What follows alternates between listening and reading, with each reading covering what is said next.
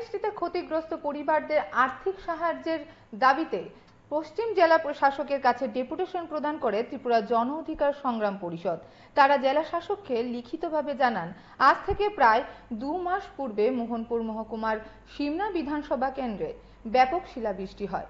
আচমকা শিলাবৃষ্টিতে কৃষ্ণপুর, লতামিয়া, মেখলিবন্দ ও ব্রজ বিনোদনীপুর সহ গোটা সিমনা বিধানসভা কেন্দ্রে ব্যাপক ক্ষয়ক্ষতি হয়। যে সমস্ত পরিবারের ঘরে টিনের ছাউনি রয়েছে, শিলাবৃষ্টিতে তা ফুটো হয়ে গেছে।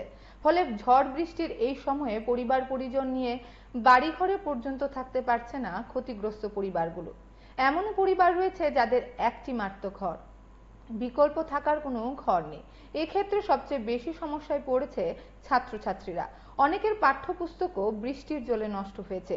এই পরিস্থিতিতে পরিবারগুলো আর্থিকভাবে এতই দুর্বল যে ঘর পুনর্নির্মাণ করা কিংবা পুনরায় ছাউনি দেওয়ার মতো আর্থিক সঙ্গতি নেই। কেননা ক্ষতিগ্রস্ত সিংহভাগ পরিবারই শ্রমিক ও দিনমজুর। প্রতিদিন শ্রম নিয়ে যার কিছু রোজগার করে তাতে দুবেলার খাওয়া জোটানোই কষ্টসাধ্য। এই পরিস্থিতিতে সিমনা বিধানসভা কেন্দ্রে শিলাবৃষ্টিতে ক্ষতিগ্রস্তদের পরিবার পিছু ন্যূনতম 1 লাখ টাকা করে আর্থিক সাহায্য প্রদানের দাবি জানিয়েছে ত্রিপুরা জন অধিকার সংগ্রাম পরিষদ কেন্দ্রীয় কার্যকরী পরিষদ।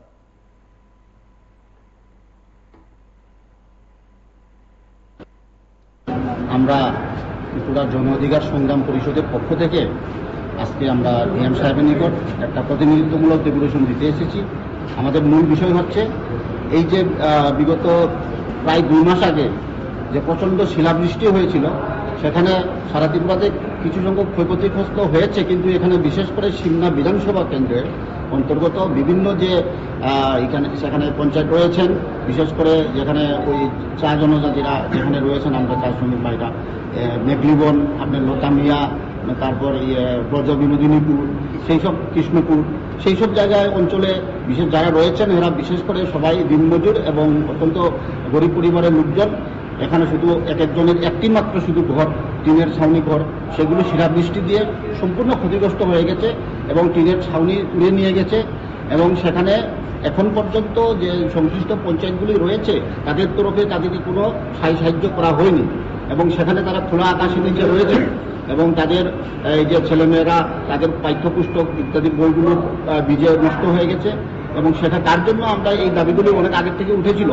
তা আমরা আজকে ত্রিপুরা জন অধিকার সংগ্রাম পরিষদের পক্ষ থেকে মাননীয় ডিএম সাহেবের নিকট আমরা ডেপুটেশন দিতে যাচ্ছি এবং আমরা দাবি করব যে তাদেরকে চিহ্নিত করে এবং সংশ্লিষ্ট যাদের ক্ষতিগ্রস্ত পরিবারগুলোকে যাতে তাদের ঘরবাড়ি মেরামত করা হয় তার জন্য অন্তত আর্থিক 1 লক্ষ টাকা যাতে আর্থিক সাহায্য করা হোক এবং পঞ্চায়েতের তরফে যাতে নির্দেশ দেওয়া হয় ডিএম সাহেব যাতে তাদেরকে সম্পূর্ণভাবে তাদের ঘর মেরামত করা হয় এবং এই দাবিগুলি নিয়ে আমরা আজকে ডেপুটেশন দিতে এসেছি। ক্ষয়ক্ষতি হয়েছে এবং কতজন পরিবার আছে? এখানে প্রায় 20 জনের মতো পরিবার রয়েছে, এখানে 3-4টা গ্রাম পঞ্চায়েত মিলে এখানে। তো ওই তাদের অতি সত্বর তাদের যাতে আর্থিক সাহায্য করা হোক তাদের ঘরবাড়ি মেরামত করার জন্য, সেই দাবিগুলি নিয়ে আমরা আজকে। আমার নাম কে ধীরেন্দ্র সিংহ।